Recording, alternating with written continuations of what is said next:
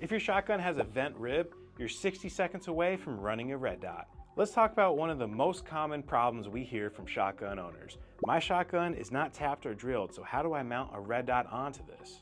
Well, great news, Warne came out with a universal shotgun rib mount. That means if you have a shotgun with a vented rib barrel, you're able to install a red dot seamlessly without sending it out for custom work.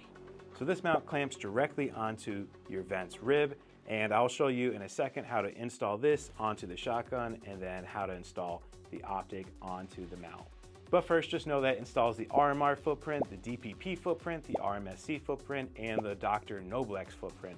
That means popular optics from Holosun, Trijicon, EOTech, Primary Arms, and many more will fit directly onto this mount. So first we'll start off by showing what's in the box. When you open it up, you do obviously get the mount, and in addition to that, you get a little baggie. Now this baggie does include 2 pins, 2 screws, and then a T15 key, so you're able to tighten the mount to the appropriate specs. And as a side note, I'm never really a fan of the Torx keys. I normally just get a screwdriver, and I have a Wheeler Fat Sticks here. It is torque limiter to 15 inch-pounds, which will help me out through this whole project. The Fat Sticks optic and mount are all found at freedomgorilla.com, by the way. And before we get started on the installation, I did want to show you how this thing works. So when you get this out of the box, you are going to have to loosen these up, so it'll be nice and movable here, but it is going to clamp upwards. So when you tighten everything, this will get tighter. Now the whole point of this is where the rib vent is going to go. So we're going to put this against flat on the rib vent, and then these are going to go tighten against the sides. It's not going to go underneath the rib vent, it's going to go on the sides and then tighten. All right, now we're gonna get started, but obviously just make sure that everything is unloaded before you get started. So step 1, you gotta make sure that your shotgun has a vented rib. This will not work on solid ribs. It has to be this vented rib. Step 2, we have to find this arrow. It's on both sides. We're gonna find the arrow, and this is going to face towards the muzzle. So we're gonna get this arrow pointing towards this side. At this step, if you get this messed up and you install it the opposite way, the screw pins are not going to line up. All right, for step 3, technically we can install it anywhere on here, but we just have to make sure that we're getting it in between the gaps and not on the ridge posts. So that's a very important step. Personally, I think it makes the most sense to get it as close to the chamber as possible. But hey, if you wanted it forward, go for it. It's your shotgun. Now this part's important. We're gonna make sure that it's laying flat, and then we're gonna start tightening. I did see on a Warne video that the guy started to tighten in the middle, didn't tighten it all the way, but then did an X pattern. So we're gonna do that as well, and we're gonna torque it to 15 inch-pounds. And again, if you really want like a easy cheat sheet, just get one of these torque limiters, and you can't mess up. All right, so I'm just gonna get this started, and then I'll torque it down in a second. Now time to torque it down.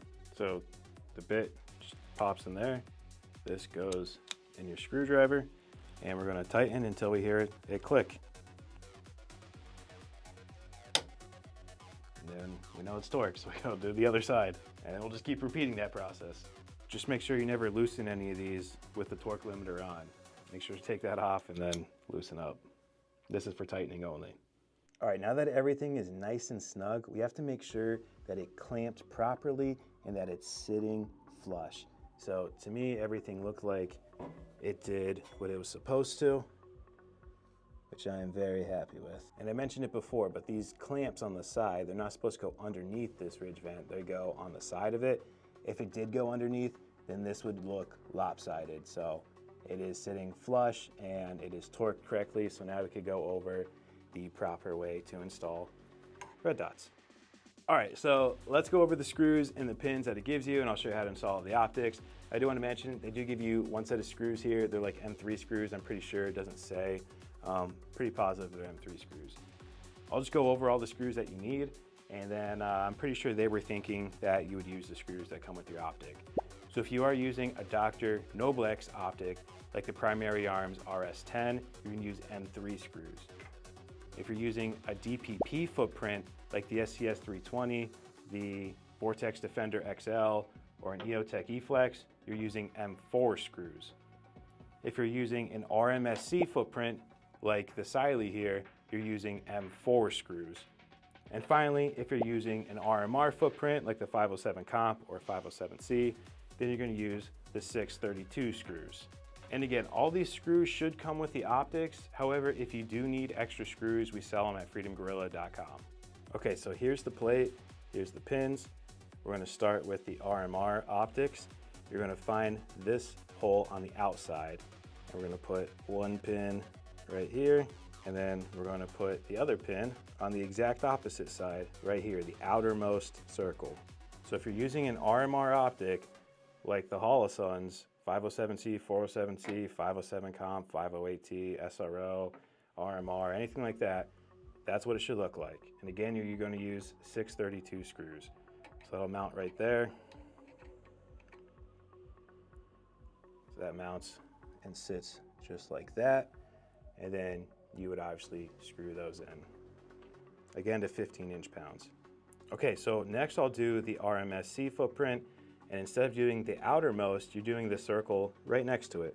So we have to adjust it on both sides, and now it's ready for the RMSc Optics. Now here's the Siley Cat G Pro. Again, it's just going to mount right on to the plate, and this is going to use M4 screws. One thing I wanted to mention, the Holosun K series is not going to work on this plate. The pins are too high and the holes are too shallow on the Holosun 407K, 507K, SCS carry, and the EPS line. So if you do try to put it on, although it does look like it's going to line up correctly, there's obviously a gap underneath that, and that's no good. So for right now, the K series will not work. I think I have an adapter plate that we'll have pretty soon in stock that will fix this issue. Then you'll be able to install all of the K series as well as the EPS and SCS carry. Stay tuned for that. I'll post updates as I have it. Now, ironically, for the DPP footprint, it's the same exact holes as the RMSc footprint. So here is the Holosun SCS 320. Again, we're going to put that on there. There's no gap, and this is going to use M4 screws. So that's what it looks like with the SCS 320. Which honestly on a shotgun, this would probably be my go-to. That or the 507 Comp. The 507 Comp has a huge window. This is an enclosed emitter that just looks awesome. Those would be my top two choices. I just wanted to show what the Vortex Defender XL would look like. Again, not a bad choice because of that large window. If you have a Docter or Noblex footprint, we're going to take these pins, we're actually going to put them upside down, and they're going to go in these holes right here. Out of all the footprints we just talked about, this one is probably the least popular, but in case you do have it, it mounts just like that. So that is the Docter Noblex, how it should be set up. Again, we have the primary arms RS10 here. We're going to put that on there, showing there's no gap. And this is going to use M3 screws. And there you have it. That's how you install all of the optics. If you do have trouble installing some of the optics with a regular T10 Torx bit, we do sell the 2-inch T10 Torx bits as well. It makes it easier to get into tighter spots to install the screws.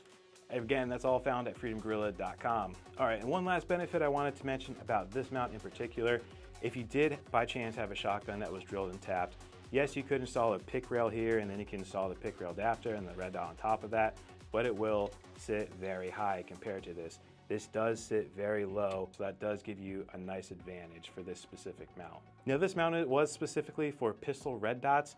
They also make a mount for T1, T2 footprint rifle red dots as well. So that's all the 403 line, the 503 line, the new ARO line, and the ARO EVO line, among other brands as well. Seems like a lot of people use the T1, T2 footprint.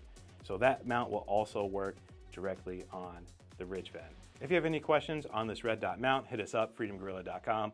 And as always, thanks for watching.